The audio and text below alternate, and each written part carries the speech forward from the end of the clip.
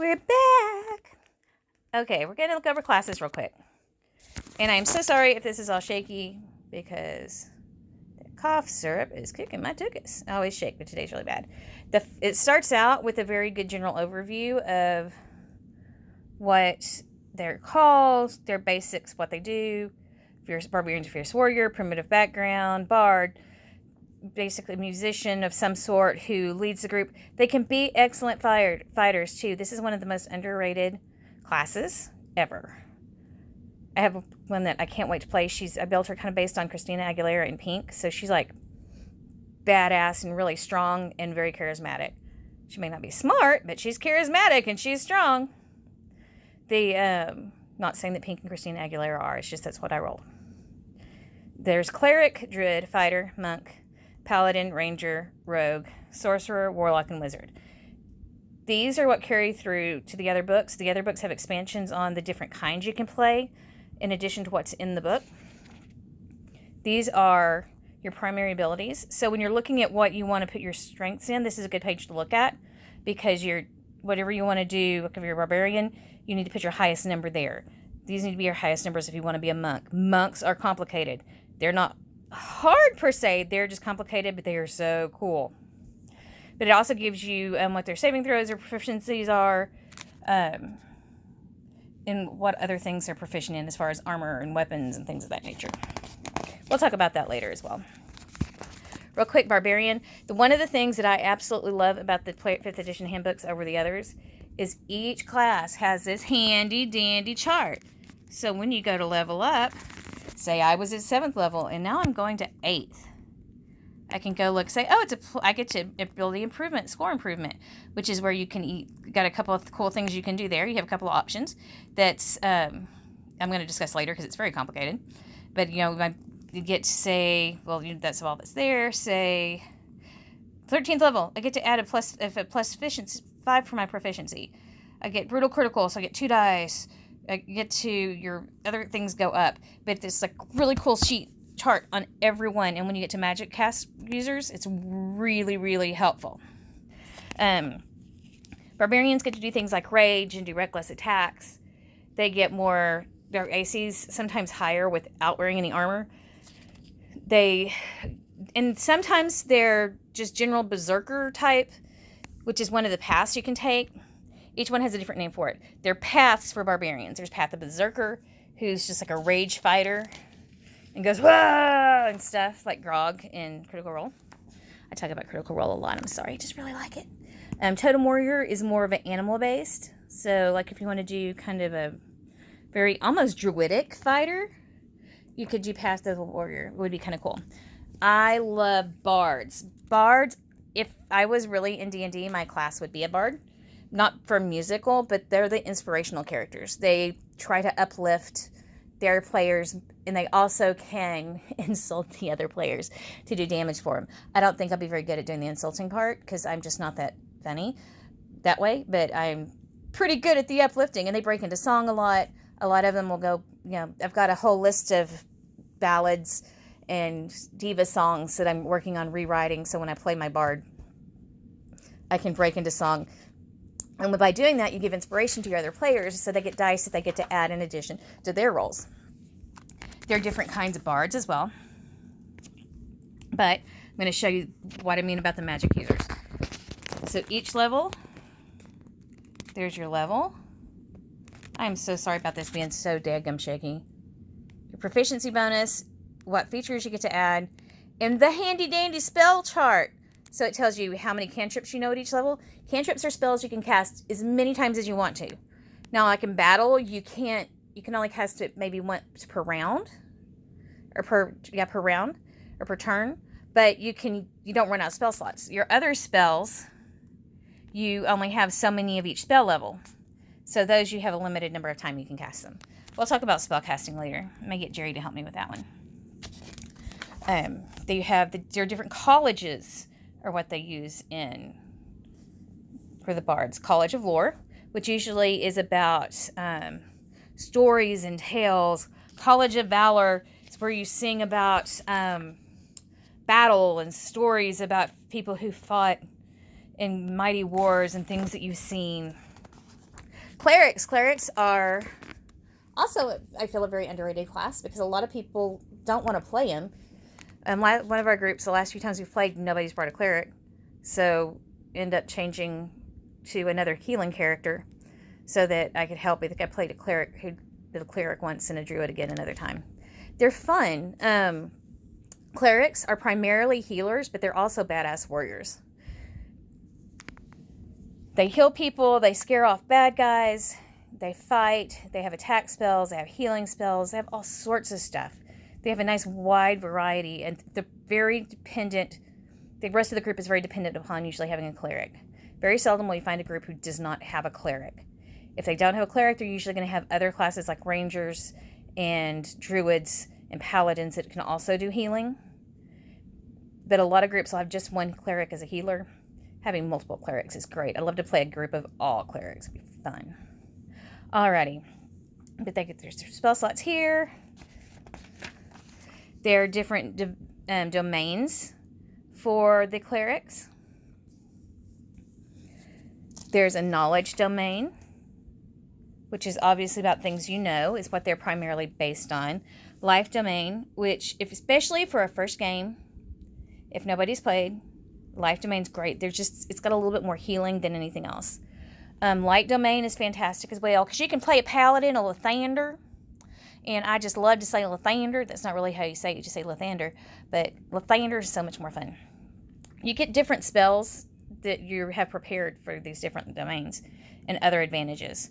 Nature domain is a very druid type of cleric, but it's pretty cool too. You get very plant-based spells and stuff in addition to your cleric spells.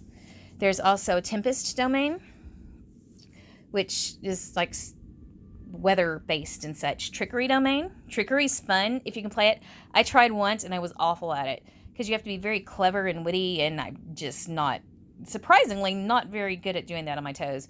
War domain, which is very much what you think of a war paladin, about going out into battle and fighting and, going into the fields and all about battle and war. Druids! Druids are one of my favorite cat classes also. They are primarily magic users, shapeshifters, and then fighters. They have spellcasting abilities. They can shift into animals. It's a little complicated, but it's not really hard. It's just a lot to keep up with, especially your animals. I beg of you, if you play a druid, for your DM's sake and your fellow players, if at all possible, make cards for the creatures you use the most often, copy pages out of the book or something so you don't have to dig through the book all the time, because it's a lot faster if you have them a little more ready. But you don't have to. Some people, it's just easier to look through the book. But for the DM, it's just a little more expedient. You have wild shapes, which is when you get to change into different things. And in this book, there are 2 different kinds of druids. Some of the other books have others. Xanathar's has some really cool ones. But the basic 2 are Circle of the Land. Where are we? Circle of the Land is based on where you're from. I have a girl in our group that plays a coastal Circle of the Land coastal druid because, well, she's a mermaid in real life. But so all her extra spells have to do with water. So 3rd level, she gained Mirror Image and Misty Step. Misty Step's a really cool spell. But depending on where you're from, the spells are appropriate. And those are always prepared for you. Circle of the Moon, your primary thing in game is changing shape. So you get to change to bigger things faster, but you don't have near as many spells. You can also turn into higher level creatures later. You can turn into elementals later where a regular druid can't. It's just really up to you and what flavor you want to use in your spell. A fighter. Fighters are the most basic. If somebody was starting to play the first time and they didn't know what they really wanted to do, I would suggest playing a fighter. Partly because you can play like a soldier and just have somebody else leading you in battle and tell you, okay, go do this. And if you want to do that, you can. If not, you can do something else. They're pretty well proficient in all weapons. They get into different types of fighters. There's some really cool ones in Xanathar's. There's an archer in Xanathar's. It's fantastic. They have Champion, which is probably the least complicated fighter. Battlemaster. Battlemaster, you get into superiority dice, which is a little not confusing, but It's just a lot to keep up with. I'd rather play a champion just because I can go fight and stuff. But that's me. But what I'd really love to play when next time I get to play a fighter, which I haven't played a fighter since we played in 3.5, is an Eldritch Knight. At 3rd level, you can cast spells. You can also call your weapons to you. You can, I think, have 2 that you're bonded to. So you can go, Accio! And call your weapon's name and it come flying to you. It's really cool. Or you can throw it and have it come back to you. It's nifty. Monks are very complicated, but they are very much what you expect a monk to be. They fight primarily with their hands. At a certain level, their fists become magic weapons. There's different. They have the way of this, the way of that, as opposed to domain and such. They have a different monastic traditions. Way of the open hand, way of the shadow, which is probably my favorite. That are the way of form elements, but that's because they get to do a little more magic-y stuff. They have key points they get to spend to do other things. It's just really kind of cool what all stuff they get to do. Paladins are fun too. Paladins are known to be assholes, stereotypically. We had a game where Jerry was playing a paladin, and he was just a nice old guy, but nobody believed him. He never said anything because everybody assumed he was a dick. It was actually kind of fun, and he got a kick out of it. Paladins do. I've shown you my character sheet before that was for a paladin. Most of their magic goes to adding damage to rolls and such, and for protection and healing. Same, they're kind of like a druid and ranger, in a ranger, that they don't have as many spells because they have fighters, more fighting to them, so they get limited spells. But it's really pretty cool. And they're later on, if you want to do a character that is primarily fighting, so if you want to do a paladin, but you want to eventually take spells where you can actually spell to cast damage, there's a feature you can take later on that'll allow you to add some of those. You can also add, you can add like 3 or 4 spells from a different class. There's different oaths. They have sacred oaths. Oath of devotion, so it's devotion to your god, which they all have some sort of devotion, but it's the high devotion thing. Oath of the ancients, like really old, very druidy again. Mine is the oath of vengeance. Her family was killed by vampires, so she has to deal with the Raven Queen for revenge. And it's like with the others, you get extra spells that you have prepared at the ready. Rangers are not just hunters with bows and arrows. I mean, they all get a bow and arrow, but they're fighters, and they're also healers, and they're investigators. They're really cool, and they're way underrated. Again, it's kind of like the paladin. You don't get as many spells, but you're primarily more of a fighter. Also, if you're going to be out doing scouting and things, they're great because they're more in tune with the land. Literally, you get favored enemies and favored terrains where certain places and types of creatures you're better at hiding and fighting and hunting with. Again, we've got the video, and this is probably crap, but hopefully you can understand me, and it helps a little bit. Hunters and Beastmaster. In this book, you have these 2 options. Hunter it's just what it sounds like. You're hunting animals. That's just your thing, and you're really good at it. Beastmaster, you get to get a companion animal, and that animal gets extra damage for their attacks when they're with you. It's really pretty cool. If you've ever watched Critical Role, I know I said it again. Trinket the Bear the ranger is Beastmaster, and Trinket is her companion animal, and it's badass. Our group has a ranger with a Black Panther called Santana. She's pretty badass. And then rogues. Rogues might be a little overpowered. That's the one that I'll kind of agree with a little bit. They're hard. Their AC's really low, but they're usually a little harder to hit because they're usually much stealthier. And they get all sorts of extra dice for sneak attacks on their damage. They're crazy fun to play, though. And don't think that just because you're playing a big brutish race, you can't be a rogue, because you can. There's a uncanny dodge, evasion. You get all of these extra cool things. There's 3 different backgrounds: thief, thief, assassin, up here. Sorry for all the glare, guys. An arcane trickster. Arcane tricksters get to cast magic, which is really cool. But don't get stuck in thinking that all rogues are sneaky, stealthy behind the scenes and nobody sees them. I have one I've got built that I want to play so bad, based on Calamity Jane from Deadwood Dick and the blah, blah, blah, blah, blah. It's from the play that was in, but it's actually very, very, very loosely based on the original, the actual Calamity Jane. But I built her as a rogue who's the type that'll put her arm around your shoulder and distract you while she's stealing from you. That kind of rogue. It doesn't have to just be all black in the shadows and emo and goth. And then sorcerers. I play a sorcerer. It is so much fun. There are 2 different kinds of sorcerers. Sorcerers in the book are the magic users that their magic comes from somewhere that, like, one day they wake up with it. For example, there's 2 different kinds. By the way, this is the chart for sorcerers. There's some really cool things about playing a sorcerer. One of which is you get sorcery points. You don't always get as much cool stuff as with other levels and other classes, but you get sorcery points that you get to convert into other things. You can either use them to maybe cast spells further away, cast a careful spell where you can pick people out in the group to not get hit, or they can actually make a successful saving throw. Say you want to throw a fireball into a group of people, and there's a little old lady, you want to save her, she's still going to get some damage, but it'd be half. Then also you can turn them into spell slots and some other really cool things. Each level has different things. Each origin has a different thing you can use points for. Dragonborn is really cool. We have one of the girls in our group that has it. And it's draconic based, draconic bloodline.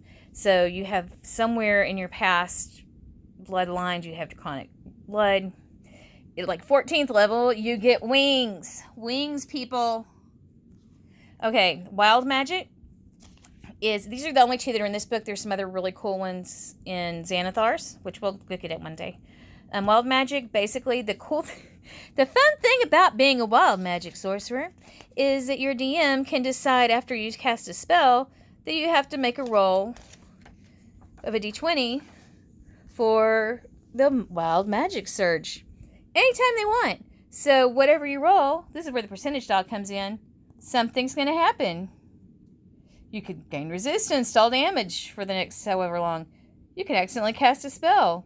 You can cast a good spell on somebody. Bad things happen, good things happen. You never know. Warlock is another magic user. Warlocks are charisma based. They are kind of like a paladin, except they're a magic user that are more... Their patrons are not necessarily always good. Because somebody that's going to give you something, it's not always necessarily going to be for your good. Sometimes it could be, but not always. But you get these great spells. You get all these extra cool twists and things you can do on your spells. Like some spells you get to cast at will. It's a little on the complicated side, but there's a lot of different cool options. There's different pacts you can take. Pact of the Chain, Pact of the Boon, Pact of the Tome. One is you get an extra spell book. One you get a cool weapon. You've got different kinds of patrons.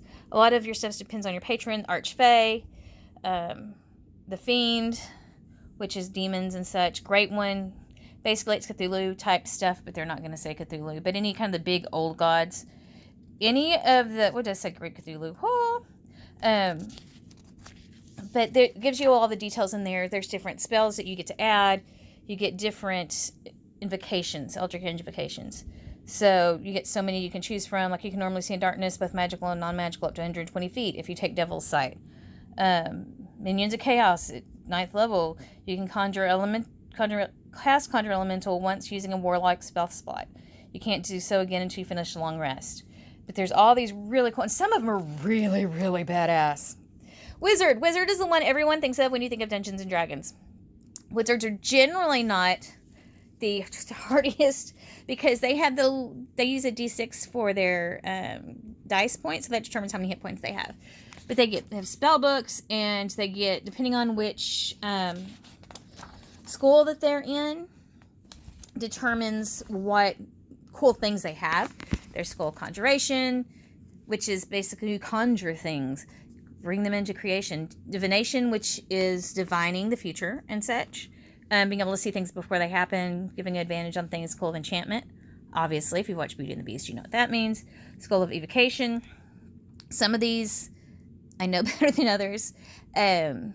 It's like you can add almost like a paladin-y kind of thing, if I understand right, where you get to like add to stuff. They're usually more in battle. School of Illusion, which is obvious. School of Necromancy, bringing things back from the dead, or at least reanimating them. School of Transmutation, which is turning one thing into another. Where did it go? Where's the School of Abjuration? Abjurations, protection. I think if I was going to play Wizard, that's the one I would play. School I would choose, where it's helping protect you and yours. Those are the different schools, the different classes, the different races to kind of look over and think about when you're creating a character. Real quick, I'm going to say we're going to build, say, an elf, play a high elf fighter. So, what I'm going to do is I'm going to get to add 2 to my dex score. So I'm going to go ahead and write +2 over here on my little list. So now I've got +2. So I can get my modifiers. Some of the rest of this we'll deal with later when we're actually filling out our character sheet. But for now, we're just trying to figure out our modifiers, which are these 6 here and what we're going to add to them. Let's say we're going to hop over to fighter. They get class features. This is where it helps you build it. You get all these proficiencies. These are the things that you're proficient in. Some things will give you a plus to things, other times it doesn't.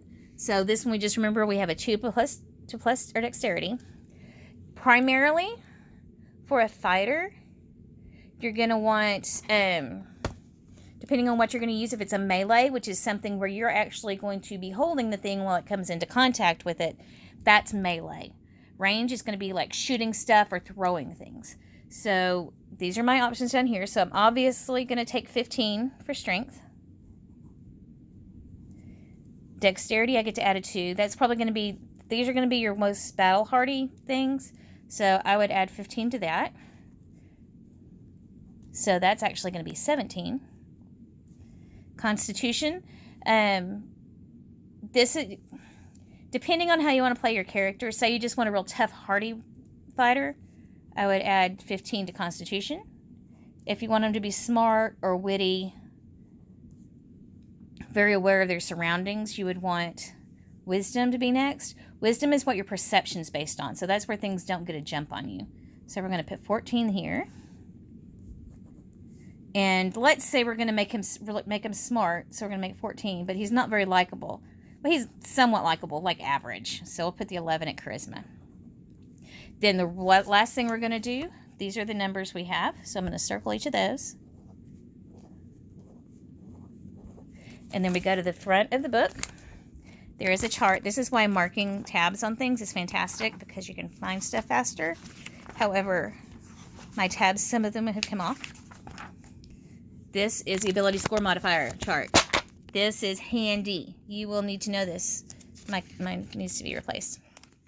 So I have a 15 here, so I go to the chart. 15's +2. So +2. I have a 15 here, it's a +2. 14s are +2 as well. So that's going to be +2, +2. 17, I'll go over here, it's +3. It's for 16 to 17. So +3. So you've got +2, +3, +2, +2, +2. Charisma is 11, which is +0. So I just put 0. And on my sheets, I will generally just put, from here, you'd go to your character sheet, put the number you rolled. And it's a good idea somewhere to write down the numbers you roll initially, because they, there are certain things as you level up that you need to know that original number. And it makes it a lot easier if you have to go back and figure something out, if you've done something wrong, or if you just need to make an adjustment. But you'll write some people write the number in here that you rolled. For me, in my group, normally we roll the number down here, and then the modifier up here. So, for example, I'd have 15 and 2. So that way when I roll strength, I roll a 2. And then dexterity is going to be a 17 down here and plus 3. So when I go to fill out the rest of my sheet, I know what I'm doing, and I'm ready to go. I'm going to wrap that up because that's like 25 minutes of me yammering that you probably wish you had take that time to take back. Anyway, thank you. Have fun. May you always roll natural 20s. Let's see. Let's roll the dice real quick before we go. I'm going to roll at advantage because I can. Yeah, you saw that, right? Yeah, okay, so maybe I didn't roll so hot. Have a good day, guys. Bye.